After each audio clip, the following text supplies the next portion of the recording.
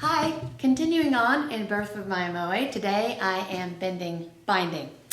For the configuration of 1527, we require walnut binding, so I've gotten some binding strips and I bend a bunch of binding all at the same time. So I'm bending 3 sets of koa binding and 2 sets of walnut. So I have already prepped the other 4 sets, and the first thing I do is I put pieces of tape along the binding. I tape together the set of 4, and I'm going to put 3 pieces of tape on it at where the bends are going to be. So at the waist, the upper belt, and the lower belt. The tape serves 2 purposes. One, if you look at these binding strips, you'll see that they want to bow this way. Some woods more than others. So when I bend, if I tape these pieces together, I can get them to be straight again, which is very important once I bend, because when they come out of the bender, if they had been like this, then they're really going to be wonky when Aaron and Gordon try to put those on the instrument. The second thing that applying the tape does is it inhibits the grains, the wood grains fibers from lifting.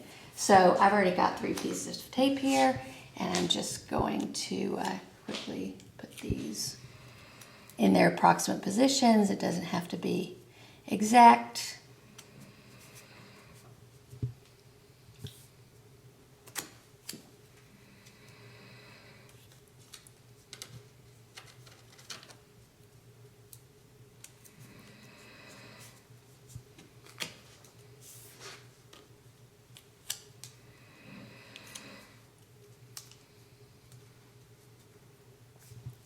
I also orient the purfling so that you can't really see it. I should have showed you that, but I orient the purfling so that 2 strips, the purfling sides are touching.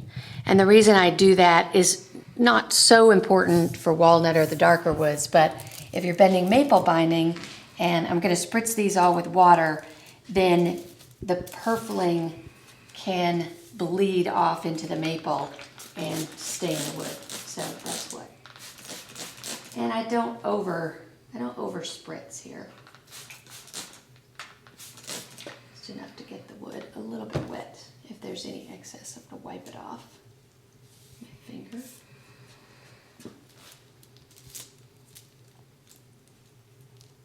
I've got a little mark that shows where my waist goes here on my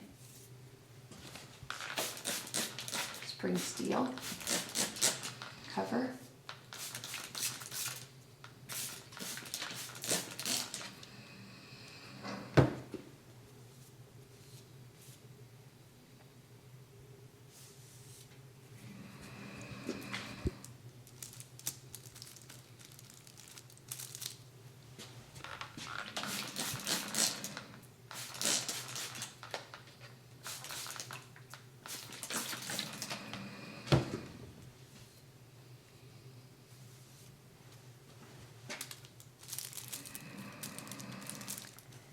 Right?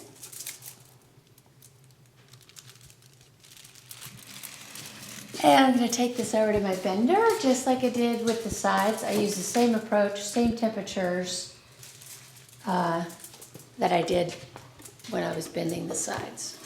So this is going to go straight in the bender, line up my waist,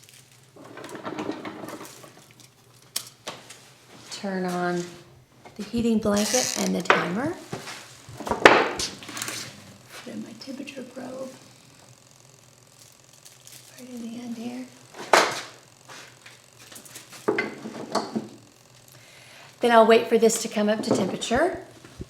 My alarm will go off, and then I will bend it just as I did before. All right, we'll see you back when you pull them out. That's right, thanks. All right, my binding is ready, and Gordon's already helped me get the pieces of the bender sort of dismantled here so I can remove this. So I'm gonna pull out my binding sets here. And they were only in that bender. I mean, we put them in about an hour ago, maybe. Yeah, usually I'd leave them overnight, but koa and walnut actually don't give me a lot of spring back. So, so I've got my beautiful set there. And I'm gonna take off the pieces of tape at this point. And Ben has made some holders for me because the bindings tend to want to, over time, they want to spring back a little bit. Like you can see that one piece is already kind of starting to spring back and lose this perfect form that is going to match the body sides and the body. So he's made a little holder for me for each of the different sizes. And for tenors, I have one for each different kind of wood. So what I do is I thread these onto this little holder, and then I'll take it over and leave it at the binding bench. And I put them on in alternating order because I know that the first day that binding is applied, there will be two pieces used, one on that are opposite sides. So like these two pieces would go together for the back or the top. And you know that because there's a purfling strip. That's Exactly. what she's referring to. Is There's that the black, purfling tiny, strip. tiny purfling strip. Right, so you kind of got a lefty-righty. Exactly. And she's just making sure that there's a matched pair, a lefty and a righty, followed by a lefty and a righty. Exactly. So that's how I'm going to pull them out of here. Aaron Exactly. is one of us. So put that That's a brilliant little holder. very carefully installed. You want to be really, it's one of those things that binding is very delicate until it's on the instrument and it's really strong. There we go. So I'm just going to leave this over at the binding bench for Gordon in this case because he's going to use, I'm going to put it right, I'll leave it on your bench because I know you're going to use it soon. All right.